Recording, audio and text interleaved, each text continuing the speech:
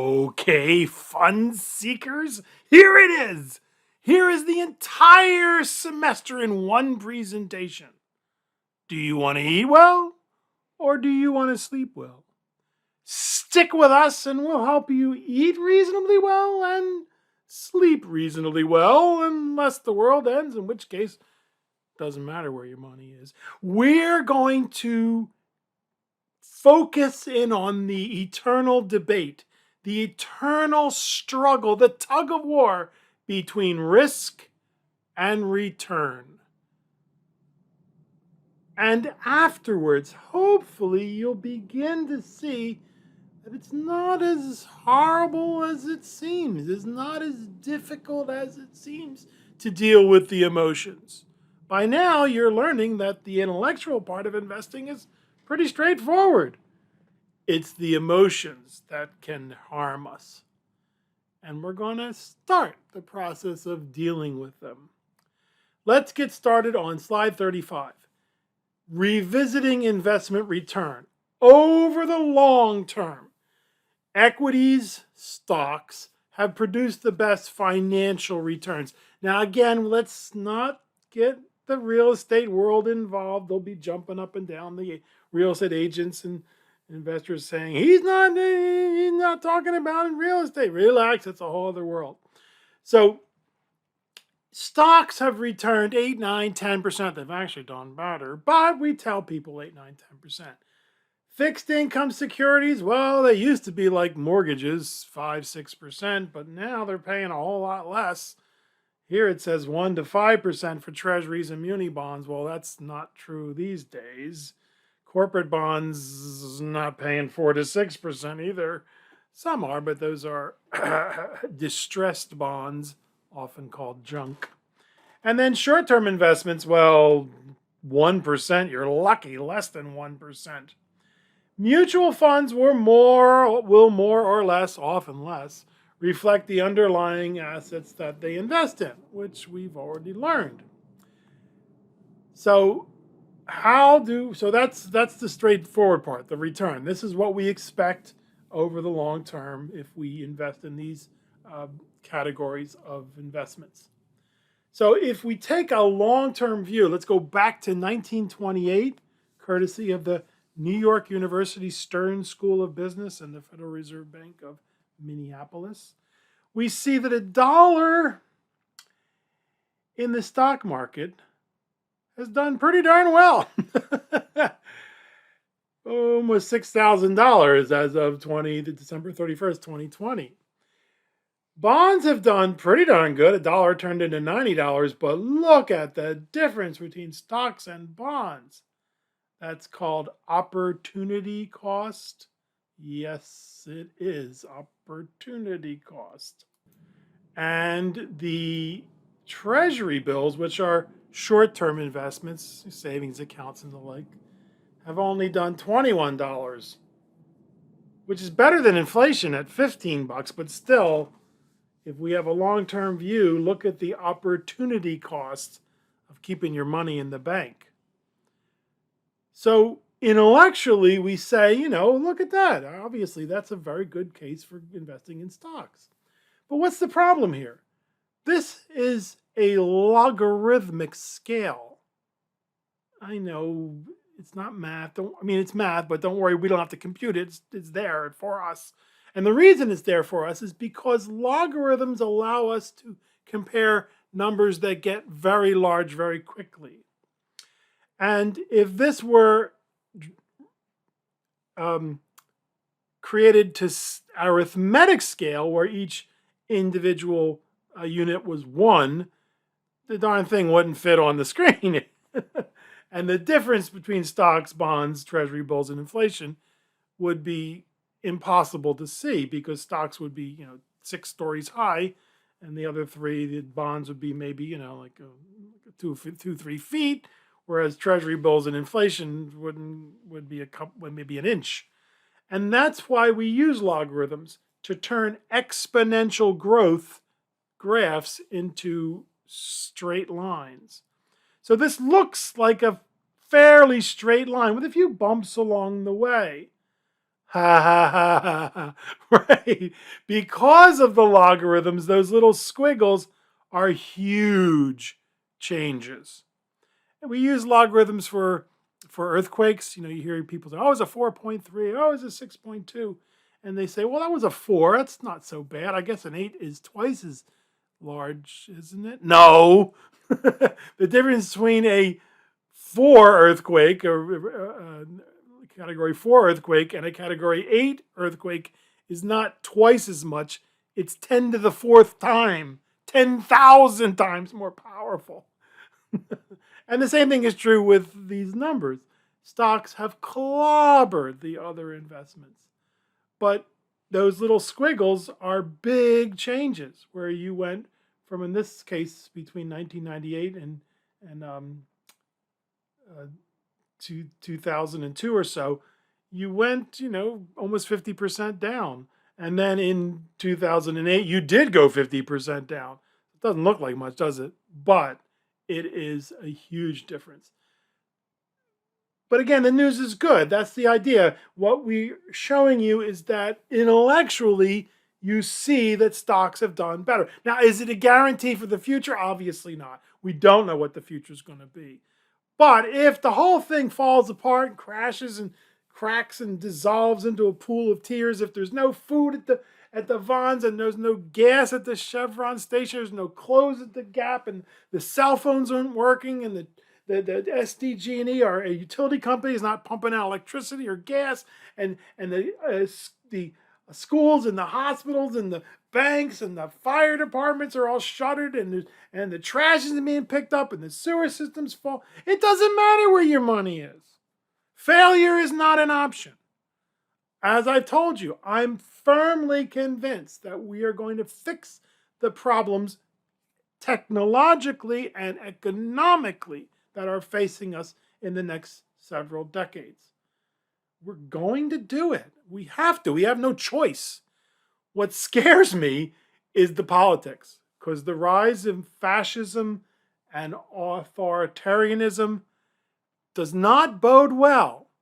You give monsters, literally monsters, these are people are monsters, the power of atomic nuclear weapons and biological weapons and chemical weapons, and we could be in for a very, very difficult time. It was, I think, Vladimir Lenin who said, "There are decades where nothing happens, and there are weeks where decades happen." So, but that's for your political science class. Okay, we're dealing with finance and investments here. Slide number 37. Let's take an even longer view. Let's go back to 1800, 1801, 1802, at the dawn of the age of invention, the Industrial Revolution. And we see the exact same thing. Here's that logarithmic scale where we go from $1 to $10 to $100 to $1,000. And we see once again that stocks have clobbered the other investment alternatives. Bonds have done, not too badly, but would you rather have $28.5 million or 42,000? Obviously, no one has a 200-year time frame. Not yet, anyway. Treasury bills have done better than inflation, and over time, that really has been something more. But the one thing I want you to look at is look at gold. Look at gold. You want to invest in gold? This is when people yell, "I want to invest in gold. Gold's going to be where it's at. Dollars are worthless." I say, "Oh, you think dollars are worthless? Here, here's a bag. Go to your bank, put all the worthless dollars, and I'll take them off your hands." And when people say they want to invest in gold, I say, "Here, look at this. Is this what you want?" So again, the news is good if we can learn to stomach the volatility, the risk involved in investing in stocks, and the world doesn't end. We should do pretty darn well. No guarantees. It is no accident, slide 38, that stocks and bonds have produced better returns than short-term investments, cash investments. Otherwise, why would investors assume the higher risk of stocks and bonds? I mean, if you get the same return from a savings account, that you got from a stock or a bond, you'd just take the savings account with its guarantee of not losing any money. Investors, if they did not believe that stocks and bonds would do better, would simply assume the risk-free rate of return. That's the return on guaranteed short-term investments. And typically, when investors or the financial media want to report what's the current risk-free rate of return, they look at the return on U.S. Treasury bills, normally the 3-month Treasury bill.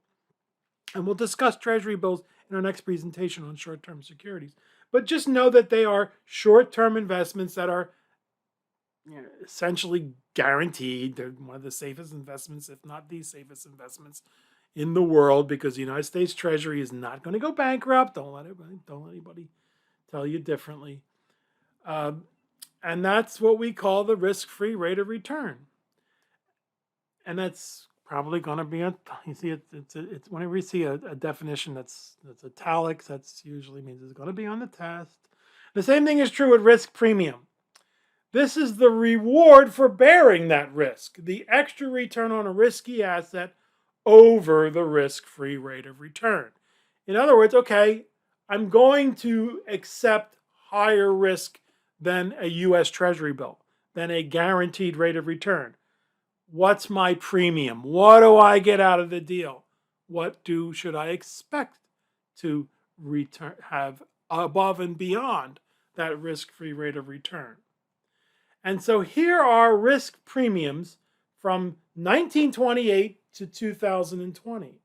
And we find, remember we said 8, 9, 10%? Turns out that large company stocks as a whole have done better than 10%, 11.64%.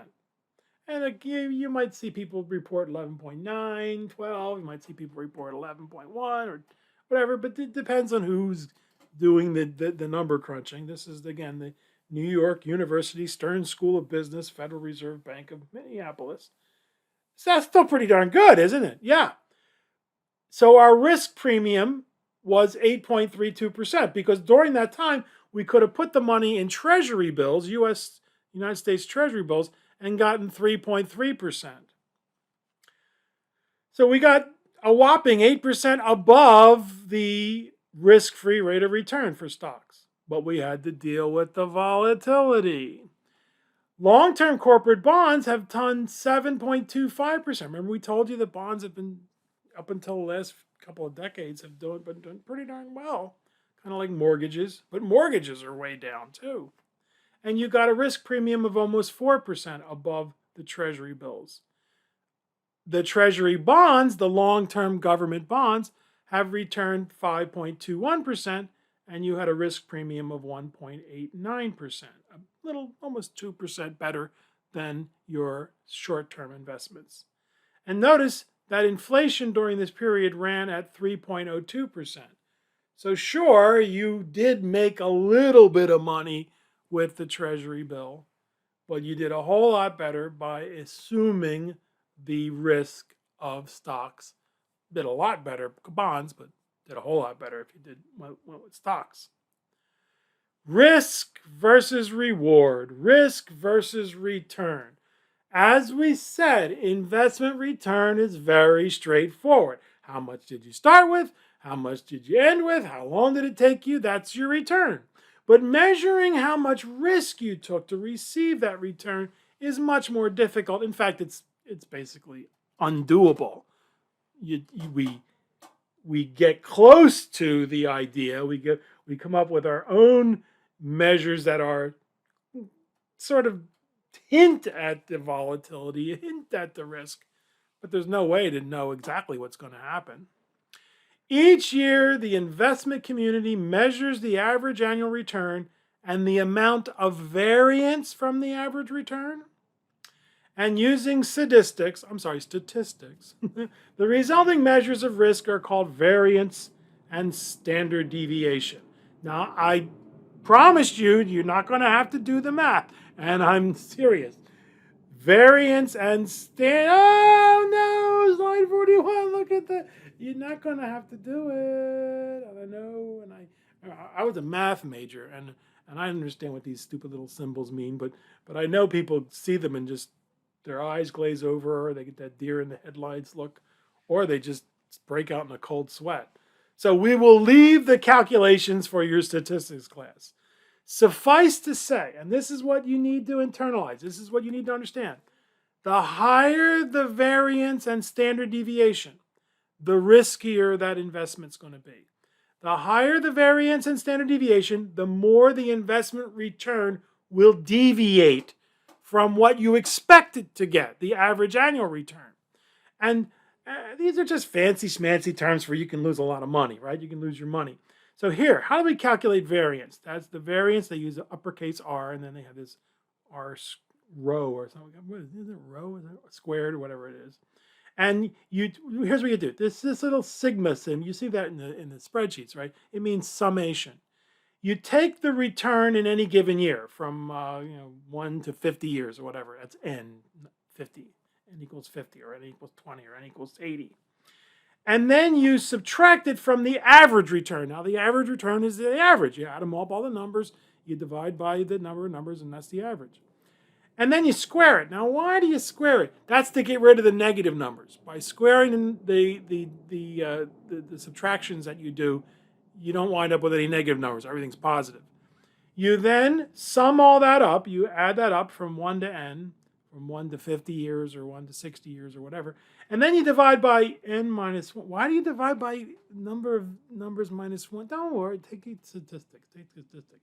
That's the variance. And then what we do is we take the square root. We take the squirt of the variance, and that gives us the standard deviation. That tells us how far in the past. Doesn't tell us what's going to happen in the future, but it's about as good as we can get, as good as we are going to get. It tells us how much in the past the return has deviated from the average annual return. So slide 42, a very important slide. Going back to 1926, we say, what have the return on stocks been? What has the return on stocks been in every year? And so this is a frequency distribution between 0 and 10 in the years 1947, 1948, 1956, all the way up to 2015.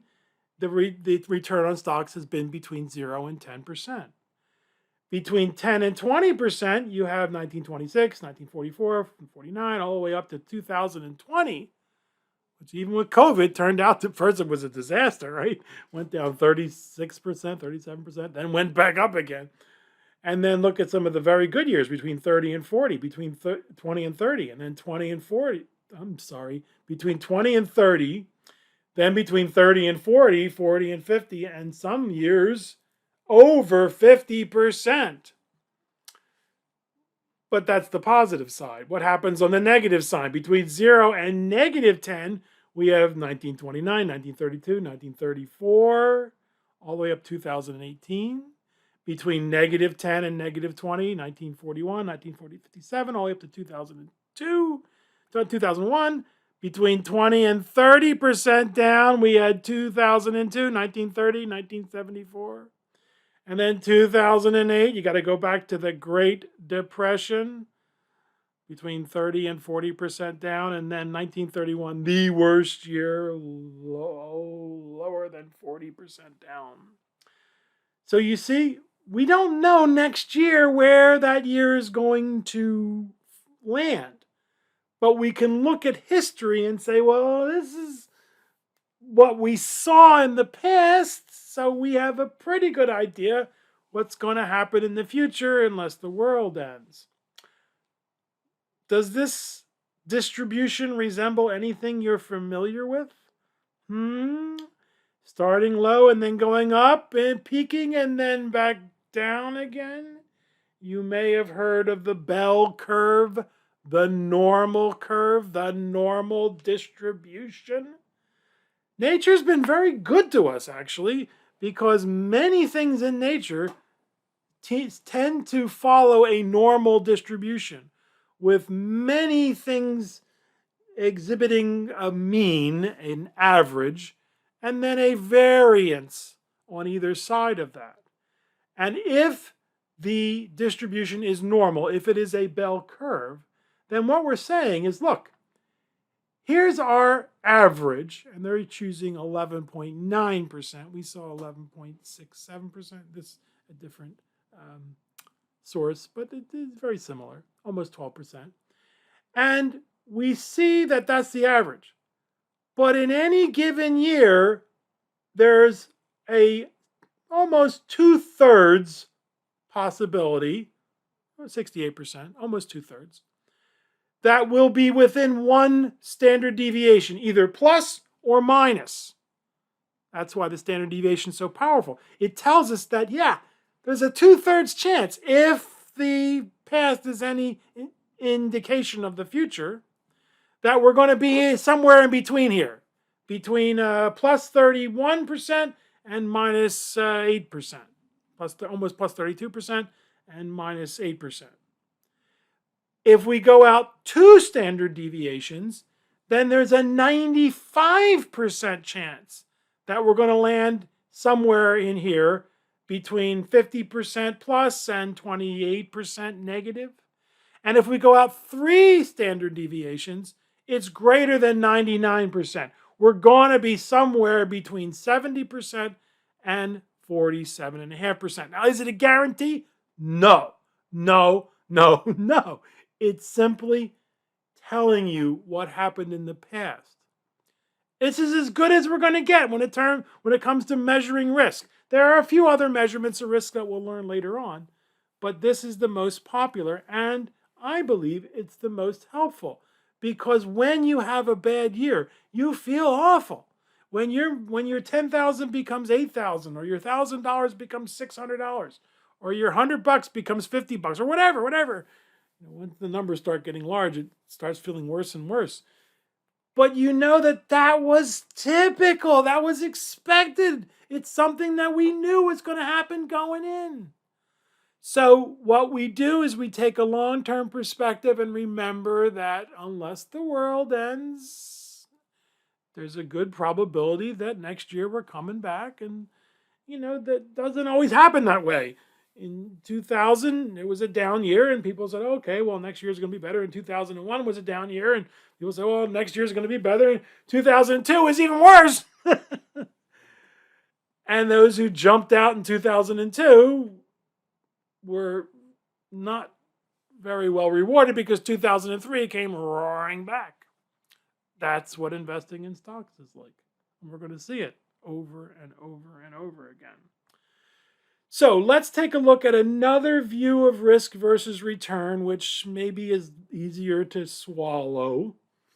We see the average returns of stocks, and then corporate bonds, and then treasury bonds, and intermediate term treasury bonds, long-term and intermediate term treasury bills, and then in consumer price index.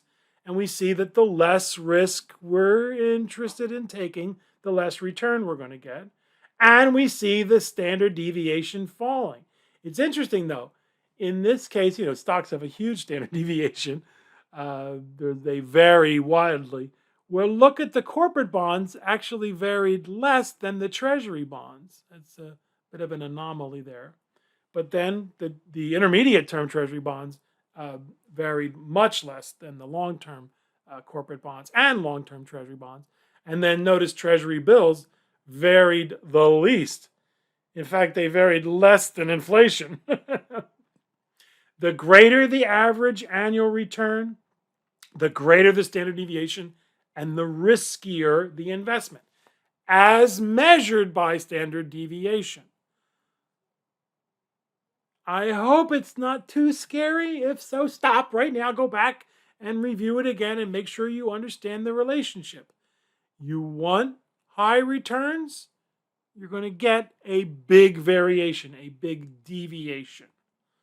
So now we can go back to that global view and look at it now from a risk and return standpoint. Sure, Sweden, Netherlands, Denmark had better returns than the US, But look at the more risk you had to take to get that return.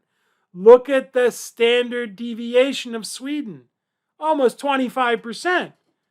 You got a better return, but the variance was much higher, which is a fancy way of saying, I lost a lot of money. And if your emotions took over, what did you do? You sold at the very worst time because next year it comes roaring back. In fact, look at the USA. We don't have the best return of all, but we had the least amount of risk. And that is why. That's why all around the world, investors look to the US as one of the best, if not the best place to invest in. We take ourselves for granted. We're so powerful. Or as Steve Jobs once said, crazy awesome or crazy fabulous. What did he say when he was asked by President Obama at the time? When are we going to bring back when are you going to make iPhones in the USA? And then eventually they were supposed to make them in Wisconsin under Trump, and that never turned around. And Mr. Jobs said, "You don't understand, Mr. President, or maybe you do. This country is crazy awesome." Or I'm forgetting exactly what he said, but he basically said, "No. We're doing the best we can right now with what we have, and we're doing awesome." Now, can it always get better? Yeah, sure, but we are truly have in the past. It's not a guarantee of the future. Have had the best risk-adjusted return. Sure, you made more money other places around the world, but you had to accept a whole lot more variation, a whole lot more deviation from those average annual returns. Ta-da! Okay, anyway, slide 46. I know, get off my soapbox here. Slide 46. So, does you get it yet? You want high returns, you're going to get high risk. You're going to lose some money, maybe all your money, depending on what you invest in. And if anybody tells you differently, they're lying. They're lying. It just doesn't happen. You're going to have to put up with those stomach-churning market falls. And we're going to see that those things can actually work to your advantage. Stick with us. So when, not if, when you get involved in investing, you're going to see these things. 12% safe rate of return. It doesn't exist. You know that your chances of losing your money are pretty darn high. Or it's a joke. They give you 12% for 3 months, and then you get 1.5% or 0.5% or whatever. You'll see claims of 3,000 or 300% or 3,000%. And you're going to see them. You're going to see them. They're out there. Sit on your hands, grab your wallets, because hang on to your pocketbooks. It's a scam. They're trying to separate you from your money. Oh, by the way, they're also breaking the law. It's illegal. And this one guy, Wade Cook, look him up. Look him up on the internet. He got away with it for, a couple decades. And that's what the Securities and Exchange Commission is supposed to do. That's their job. Their job is to stop people from making these outrageous claims and selling poor schlocks pieces of the bright blue sky, called blue sky laws. But it's nothing new. It happens everywhere. It happens in the healthcare field with people making outrageous claims. And that's what the FDA is supposed to do, and the Securities and Exchange Commission is supposed to do that with investments. And what do? They send a letter. They say, "Stop it," right? And the company keeps doing it and doing it. And they send them another letter. "We told you to stop it. Stop it now. Stop it." And then they send them a third letter. "Now we're really angry. If you don't stop it now, we're going to send our people to arrest you." And they pick up and go somewhere else and change the name and start all over again. Check them out. Check out Day Trading Coach, Online Trading Academy, Tom's Trading Academy. All you got to do, and I think I said it, just type in trading options for 300% return or whatever.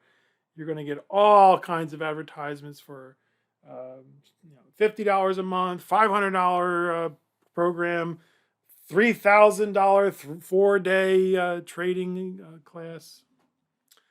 Yeah. But isn't somebody doing it? Come on, Payano. Yeah, I know. I've seen this guy on TV or this woman on TV that did really. Yeah, this is true. Some people make tremendous rates of return, but these people are not investors. They are speculators. They are traders. Traders, not traitor, but trader.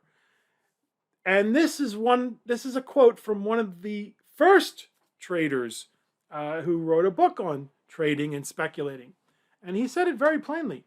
The speculator is not an investor. His object is not to secure a steady return on his money at a good rate of interest, but to profit by either a rise or a fall in the price of whatever he may be speculating in. Jesse Livermore, look him up. So, in other words, we're not thinking long term here. We're saying maybe I can buy this for $10 and sell it for 12 or 15 or 20. And I don't intend to really own this company. I'm not going to be a partner with this company. I'm going to rent this company, right? I'm just going to own it for a short period of time.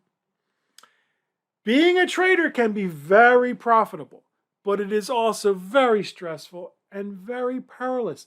And you are up against the best in the world. You may think you know what you're doing. You have no idea the kind of resources that some of these companies can bring to the table, which is why you should read Flash Boys by Michael Lewis. It's in the bibliography.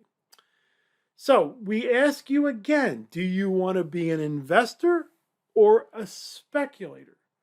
We can help you learn how to become a prudent, patient, successful, long-term investor, as long as the world doesn't end. We cannot help you learn how to become a successful short-term speculator. I mean, I can't do it. I don't know.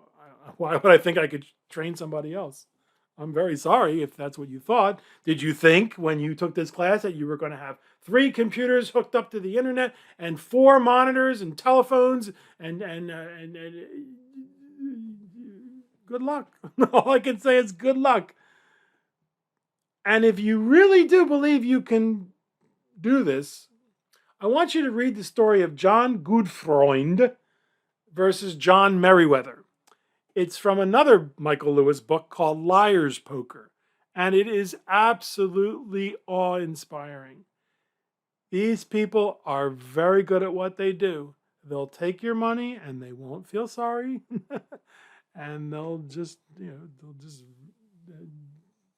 is an old saying. If you don't know who the pigeon is, the pansy is at the poker table, you're the pigeon, you're the pansy.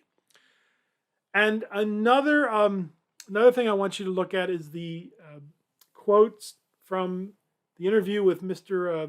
Bogle, John Bogle, who was the founder of the Vanguard Group. He was interviewed by Steve Forbes. And he said the same thing. He said, look, I get really angry because I don't see this talked about. I said, Mr. Bogle, we do it. We talk about it. The first question you have to ask yourself is, are you an investor or are you a speculator?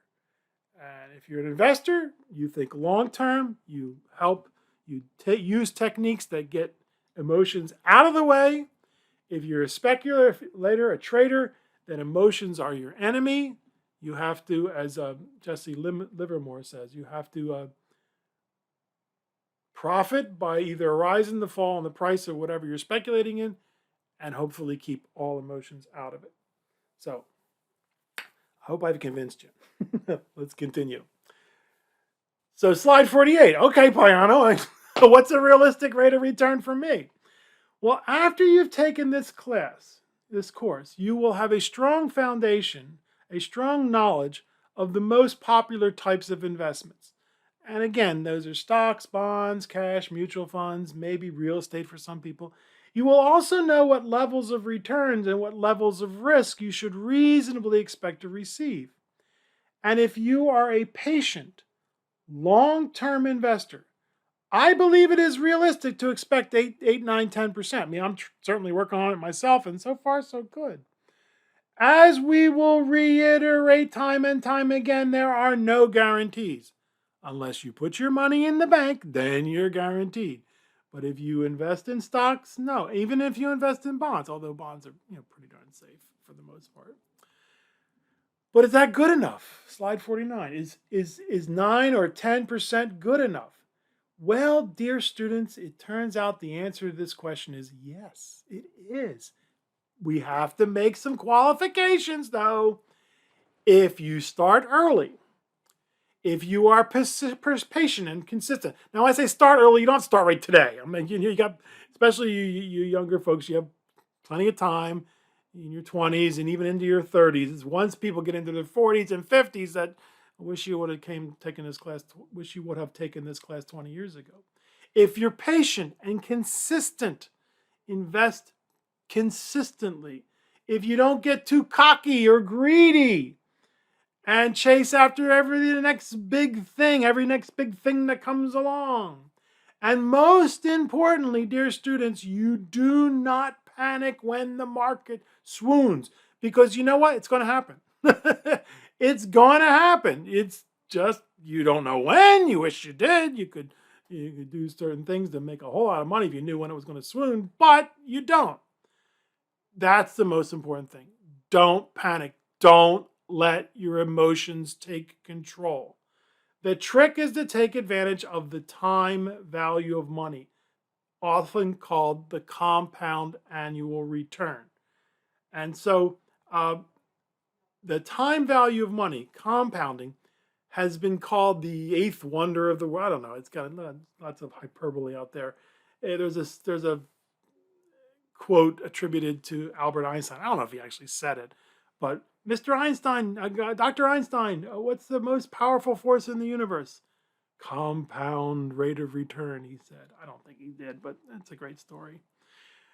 The time value of money is the amount to which a sum you invest now will increase based on a specified rate of return and time period.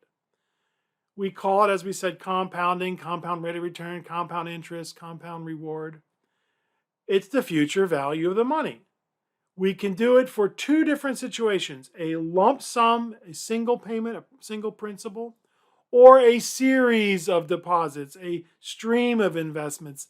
It's also called an annuity, but I hate using that term because annuities are also products of the life insurance industry, and they're not the best things to invest in, as we'll see much later on.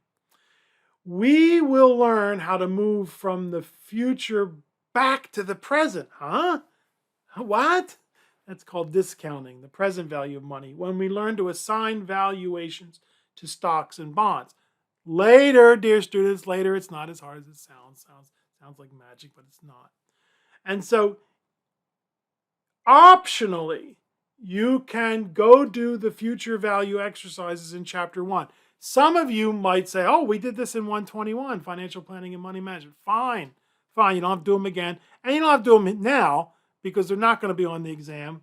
We're going to see the results of future value, the time value of money, when we get to chapter 2 and see what happens if we put $50 or $100 a month away. So you don't have to do them, but let me just show you the answer key. I think it's good to just look at the answer key. And we're going to see that there's a first problem with the lump sum, but the next three problems are the most important. Here's somebody 30 years old putting $400 a month away and winding up with $800,000 after 30 years.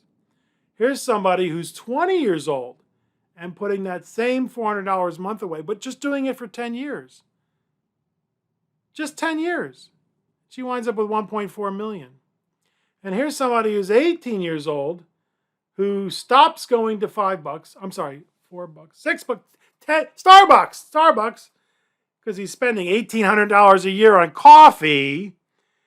And he starts doing that, and 50 years later, he's got over $2 million. Now, it sounds like magic, and that's why people call compound rate of return magic. But it's not. It's prudent, patient, long-term, consistent, long-term investing. So if you want to do those problems, or if you have problems with them, problems with the problems, contact me because we'd love you to learn how to do them. But many of you have probably already done them in Business 121, Financial Planning and Money Management. Or maybe your Business 183 class, your Business Mathematics class, I think they do it in there too. So slide 52. Oh, one last comment on risk versus return. Slide 52. Psst, here is one of Payano's secret tips. You want to avoid large losses. Where would you put $100? This investment, 85% in 1 year. This was the internet back in the late 90s. It's the cryptocurrencies now and the NFTs and the ABCs and XYZs, and I can't keep up with them. But this boring investment only did 10%. Oh well. Well, you know, the 85% when I know it's volatile going in, it goes down 50% in year number 2. Well, I'm still ahead, right? And this one goes up 9% in year number 2. Which one did better? Well, in 1 year, $100 turns into $185 at an 85% return. $110 with 10%. But now we have a 50% downdraft, and it goes down to 92. Ouch, wait a minute. Yes, the numbers going down are a whole lot harsher than the numbers going up. So, we're going to learn that there are certain stocks that can do just this. Yeah, they'll zoom 100% in 1 year or 50% in 1 year, but then they'll lose 50% in the next year, and we're worse off than when we started. Whereas companies that make 8% or 6% or 5%, the turtle versus the hare, I guess we could use that children's fable. So, before we embark on the process of identifying and familiarizing ourselves with the longer-term, higher-yielding investments, let us learn how and where to park our money using short-term investments. But wait a second, one more time. The greater the variance and standard deviation of the average annual returns of an investment, is it the greater the risk, the more volatile? The lesser the risk, the less volatile. There is no correlation. In other words, no relationship. Or standard what? I always hated statistics. Now listen to me, dear students. You cannot get this one wrong on the exam. Do you understand? You've got to get it right. It's bad for my self-esteem. The greater the variance and standard deviation of the average annual returns of an investment, the greater the risk, the more volatile that investment will be. Cool? Are you feeling a little bit better about the risk of investing? Just don't worry, we got lots more to cover, but go back and listen to it again. Watch it again. Look at the numbers again. The news is good. If we're able to stomach the volatility, if we're able to learn how to deal with the long-term characteristics, the long-term nature of investing, and the world doesn't end, we should do well. But there are no guarantees. In our final presentation for Chapter 1, we will cover boring short-term investments. Get them out of the way, and that's what we'll need to use when we need this money in 6 months or 3 months or a year or so. See you in our final presentation on short-term investments. Study hard. Bring honor and glory to Southwestern College. We're so proud of you, dear students.